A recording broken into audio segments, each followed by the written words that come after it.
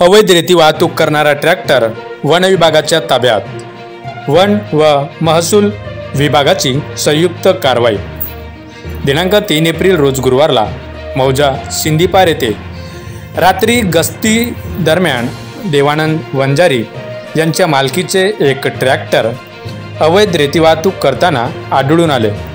यावेळी ते ट्रॅक्टर स्वाधीन करण्यात आले.